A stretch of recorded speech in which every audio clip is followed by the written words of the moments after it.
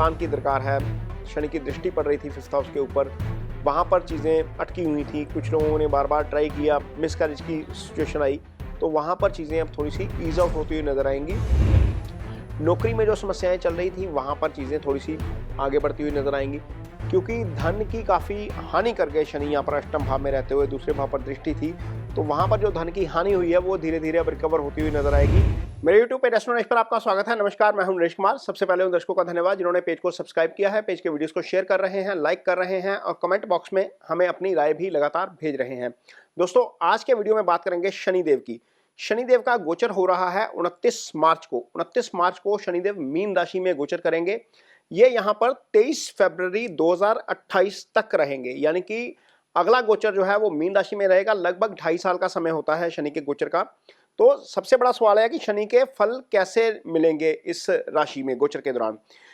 यदि हम सामान्य फलों की बात करें, दुनिया के ऊपर प्रभाव की बात करें, तो ये गोचर 30 साल बाद हो रहा है। यदि हम 30 साल पीछे जाते हैं, थोड़ा सा इसको दूसरे एंगल से भी देखेंगे कि क्या कोई इकोनॉमिक क्राइसिस आया था, क्या कोई वॉर हुई थी, क्या कोई डिजीज बड़ी आई थी, या कोई बहुत बड़ी समस्या पैदा हुई थी, तो जब ये लास्ट टाइम में हुआ था शनि का गोचर, ये 95 से लेकर 98 के बीच में हुआ था। लगभग जून 95 से लेकर अप्रैल 98 तक का पीरियड था। तो उस समय क्या हुआ था, उस समय कॉन्गो वार हो गया था, इराक के ऊपर यूएस ने स्ट्राइक कर दिया था। इसी पीरियड के दौरान ये सारा कुछ हुआ था। रशिया इकोनॉमिक यदि सिचुएशन की बात करें तो रशिया में इकोनॉमिक जो है वो स्थितियां थोड़ी सी खराब हो गई थी। इंडोनेशिया हमारे एशिया में ही पड़ता है, वहां पर थोड़ा सा प्रॉब्लम हुई थी। यही पीरियड था जब हांगकांग जो है वो टेक ओवर किया था चाइना ने, क्योंकि पहले वो हांगकांग अंडर ब्रिटिश रूल था, तो इसी पीरियड के दौरान जो है वो चाइना के पास आया था। बहुत कोई मेजर डिजीज नहीं थी। हाँ, इतना जरूर है कि एक बहुत बड़ा बर्ड फ्लू फैला था जिस समय इस शनि मीन राशि में थे, तो काफी मुर्गियों को वर्ल्ड ओवर मारना पड़ा था उस समय। इसके अलावा यदि हम देखते हैं तो कोई बहुत ज्यादा बड़ा अर्थक्वेक नहीं था जिसमें लाखों की संख्या में लोग मारे गए हों। हाँ, इतना जरूर हुआ था कि इस अवधि में ऐसी स्थितियां पैदा हो गई थी कि शनि जब आगे गए, जैसे इराक वाला केस हुआ, अमेरिका ने स्ट्राइक किया ईरान के ऊपर, उसके बाद अलकायदा ने आगे जाकर कार्रवाइयां की, वो बाद में जब शनि मेष राशि में आए थे तो उसके बाद हुआ था। तो हिस्टोरिकली पिछले 120 साल का यदि हम इतिहास देखते हैं तो पता लगता है कि जब जब शनि मीन राशि में होते हैं तो ऐसे बीज पड़ जाते हैं पूरी दुनिया में जिसका असर शनि के मेष राशि और वृषभ राशि में होने के बाद होता है। क्योंकि जितने भी 2 वर्ल्ड वार हमने देखी हैं वो सारी इसी स्थिति में हुई हैं जब शनि मीन राशि में थे या मेष राशि में थे, और पहली और दूसरी वर्ल्ड वार के समय भी यही सिचुएशन थी। तो खैर, दुनिया अभी तीसरी वर्ल्ड वार की बात कर रही है। मुझे लगता नहीं है कि इस तरह की कोई सिचुएशन बनेगी शनि के मीन राशि में रहने के दौरान, क्योंकि मीन राशि जो है वो पहली बात तो जल तत्व की राशि है, दूसरा ये शुभ राशि है, ये गुरु की राशि होने के कारण शुभ राशि है। तो तीसरा ये सौम्य राशि है। कुछ क्रूर राशियां होती हैं, कुछ सौम्य राशियां होती हैं। तो इतना बड़ा कोई बहुत ज्यादा बड़ा डिजास्टर आ जाएगा ये बहुत मुश्किल लग रहा है। हाँ, इतना जरूर है कि कुंडली में आपके शनि की पोजीशन क्या निकलती है, ट्रांजिट में क्या स्थिति निकलती है, उसका जरूर असर देखने को मिलेगा। लेकिन मोटे तौर के ऊपर चूंकि शनि ऐसे साइन में हैं जिनके स्वामी गुरु हैं, गुरु चूंकि ब्लेसिंग्स के कारक हैं, गुरु फाइनेंस के कारक हैं, गुरु आपके भाग्य के कारक ग्रह होते हैं, गुरु आपके पंचम स्थान के कारक होते हैं, तो निश्चित तौर पर गुरु से संबंधित फल जरूर कर जाएंगे। काफी सारी चीजें जो है वो करेक्ट करके जाएंगे शनि यहाँ पर अपने इस गोचर के दौरान। जो आपकी लाइफ में जो है वो डिस्टर्ब चल रही हैं उन चीजों को काफी ठीक करके भी जाएंगे। इस वीडियो में जो है वो हम आने वाला जो आगे एपिसोड है इसमें हम इसका प्रभाव विभिन्न राशियों के ऊपर जो है वो उसकी चर्चा करेंगे। तो इस वीडियो में हमारे साथ बने रहिएगा, क्योंकि यहां पर हम एंड में आपको उपाय भी बता के जाएंगे। इसका आपकी राशि के ऊपर क्या प्रभाव पड़ेगा ये भी आपको इसी वीडियो में आगे विश्लेषण में बताते हैं। शनि के इस गोचर के साथ ही 3 ऐसी राशियां हैं जिनको शनि के प्रभाव से मुक्ति मिल जाएगी। पहली राशि है कर्क राशि। इस राशि के ऊपर शनि की ढैया चल रही थी। दूसरी राशि है वृश्चिक राशि। इसके ऊपर भी शनि की ढैया चल रही थी, ये भी शनि के प्रभाव से मुक्त हो जाएगी। तीसरी राशि है मकर राशि। मकर राशि के ऊपर शनि की 7.5 का आखिरी फेज चल रहा था। इस राशि के जातकों के लिए तो खैर शनि शुभ गोचर में भी आ जाएंगे। आगे आपको वीडियो में बताते हैं कि किस तरीके से इन तीनों राशियों को शनि के इस गोचर का लाभ होगा। तो बात करते हैं कर्क राशि के जातकों की। कर्क राशि के जातकों के लिए शनि का यह गोचर क्या प्रभाव लेकर आएगा, किस तरह के फल मिलते हैं कर्क राशि के जातकों को शनि के लिए। यदि हम कर्क राशि की कुंडली बनाते हैं तो शनि उनके लिए अच्छे ग्रह नहीं होते, क्योंकि चंद्रमा और शनि की आपस में बनती नहीं है। कर्क राशि चंद्रमा की राशि है। कर्क राशि के जातकों के लिए ये कुंडली आपके सामने है। शनि बन जाते हैं मकर राशि यानी कि सप्तम भाव के स्वामी और अष्टम भाव के स्वामी। ये दोनों ही भाव अच्छे भाव नहीं है। आठवां भाव आपकी दुर्घटना का भाव होता है, सडन लॉस का भाव होता है, आयु का भाव होता है। यहाँ पर जो ग्रह जाता है उसकी पावर कम हो जाती है। सातवां भाव आपका मार्ग स्थान होता है। शनि इन दोनों भावों के स्वामी हो जाते हैं। तो कर्क राशि के जातकों को शनि अच्छे फल नहीं करते। अब कर्क राशि के जातक ऐसे होते हैं जिनको यदि शनि के खराब फल मिलने हैं तो वो बचपन में ही मिल जाते हैं। उसका रीजन ये है कि कर्क राशि के जातक या तो पुनर्वसु नक्षत्र के आखिरी चरण, ये गुरु का नक्षत्र है, या पुष्य नक्षत्र जो शनि का नक्षत्र है, या अश्लेषा नक्षत्र ये आपका बुध का नक्षत्र है, इसमें पैदा होते हैं। यदि तो आप पुष्य नक्षत्र में पैदा हुए हैं तो निश्चित तौर पर शनि बचपन में ही निकल गए। उसके बाद तो शनि की महादशा आपको नहीं मिलेगी। स्ट्रगल आपको बचपन में ही करना पड़ जाता है। इमोशनल स्ट्रगल हो या फाइनेंशियल स्ट्रगल हो, ये आपको बचपन में ही मिल जाता है।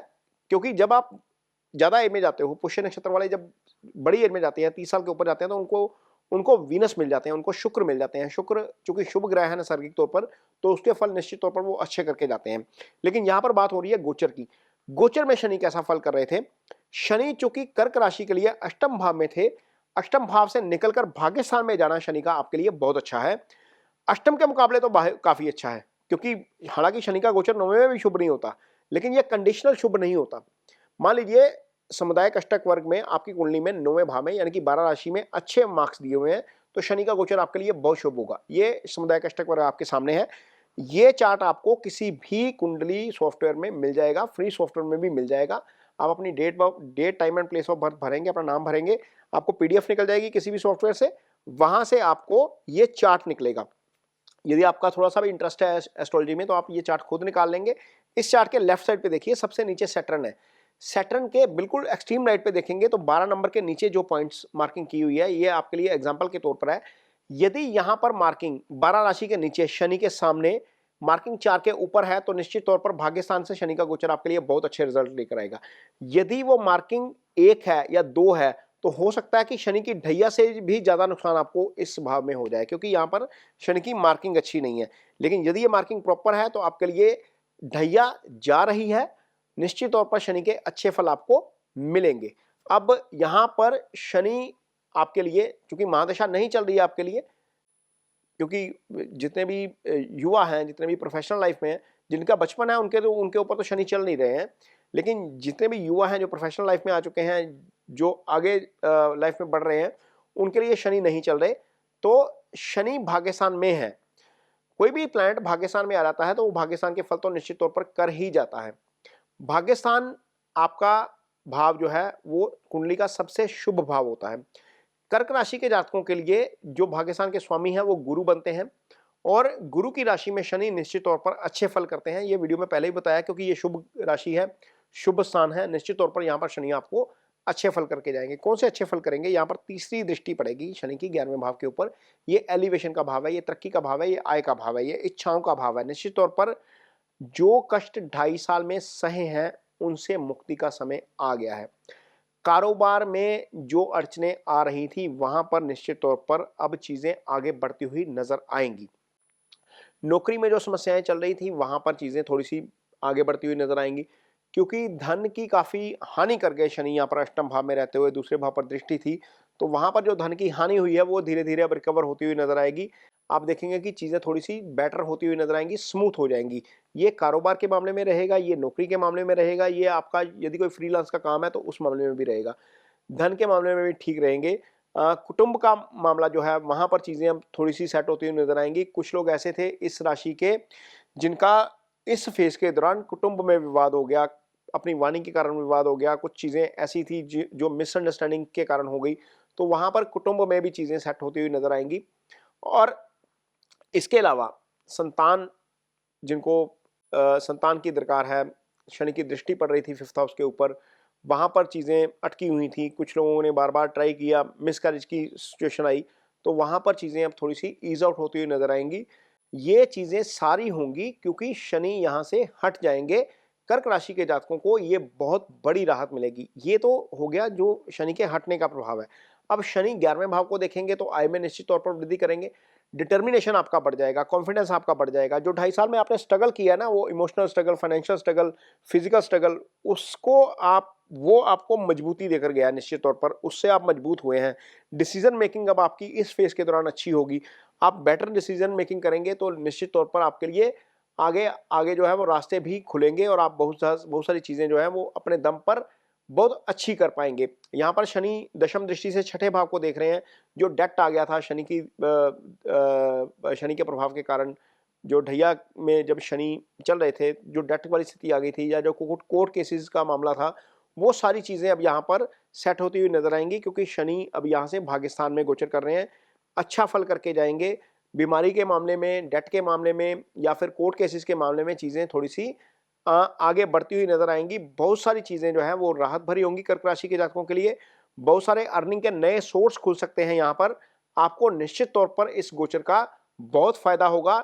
लेकिन वही कंडीशन है, समुदायिक अष्टक वर्ग में यदि चार्ट अच्छा है तो आपको निश्चित तौर पर इसका बहुत लाभ होगा। यदि समुदायिक अष्टक वर्ग में स्थिति खराब है तो आपको शनि की रेमेडीज जरूर करते रहना चाहिए। आप करते रहेंगे तो निश्चित तौर पर उसके आपको बहुत अच्छे परिणाम देखने को मिलेंगे। यदि आपकी कुंडली में शनि की स्थिति खराब है, मान लीजिए शनि आपकी कुंडली में छठे, 8वें, 12वें भाव में पड़े हुए हैं, सूर्य के साथ हैं, अस्त हैं, मंगल के साथ हैं, राहु केतु एक्सिस में हैं, शनि बहुत अच्छी पोजीशन में नहीं है, तो आपको शनि की रेमेडीज जरूर करनी चाहिए। शनि की रेमेडी के तौर के ऊपर सबसे पहले तो यह है कि एक काली जो उड़द की दाल होती है उसका डोनेशन किया जा सकता है शनिवार शाम के समय। शनिवार शाम के समय ही रेमेडी करेंगे। यदि शनि मंदिर जाना है, वहां पर शनिदेव की शिला को तेल अर्पित करना है, तो बाउल जो होता है जिसको छाया पात्र बोलते हैं, उसमें अपना फेस देखिए, उसमें सिक्का डालिए, तेल अर्पित करिए। काली दाल जितनी अफोर्ड कर सकते हैं, 10 ग्राम अफोर्ड कर सकते हैं तो 10 ग्राम ही डोनेट किया जा सकता है। शास्त्र कहता है कि जितना आप अफोर्ड कर सकते हैं उतना ही दान करिए। अपनी अफोर्डेबिलिटी के बाहर जाकर दान किया हुआ दान अच्छा नहीं होता, दान वो लगता नहीं है। जितना आप अफोर्ड कर सकते हैं उतना दान करिए। शनि की शिला पर तेल अर्पित करिए। शनि के मंत्रास होते हैं ओम शन शनिश्चराय नमः, इस मंत्रा का जप करिए। एक माला डेली करेंगे तो भी सफिशिएंट रहेगा। यदि आप नहीं कर सकते तो किसी ब्राह्मण से संकल्प लेकर, अपने नाम का संकल्प देकर वो करवाइए। ये 3 रेमेडीज शनि की बहुत अच्छी रेमेडीज हैं। इसके अलावा यदि आप ऑफिस में सीनियर हैं, यदि आपका मैन्युफैक्चरिंग का काम है, यदि आपका कोई कारोबार है जिसमें बहुत सारा लेबर काम करती है, तो सारी लेबर सैटर्न को रिप्रेजेंट करती है। आपका अपनी लेबर के साथ बिहेवियर कॉर्डियल होना चाहिए। यदि आपका अपनी लेबर के साथ बिहेवियर कॉर्डियल नहीं है तो सैटर्न के आपको अच्छे परिणाम नहीं मिलते। जितना आपके साथ मासिस खुश रहेगा उतना आपको सैटर्न के अच्छे फल मिलते हैं। इसलिए अपना बिहेवियर ज़रूर कॉर्डियल रखिए, खासतौर पर अपने से जूनियर के साथ। तो ये शनि की रेमेडीज़ हैं जो की जा सकती हैं। जिनका शनि पीड़ित है, जिनके शनि की स्थिति खराब है, वो ये रेमेडीज़ ज़रूर करें।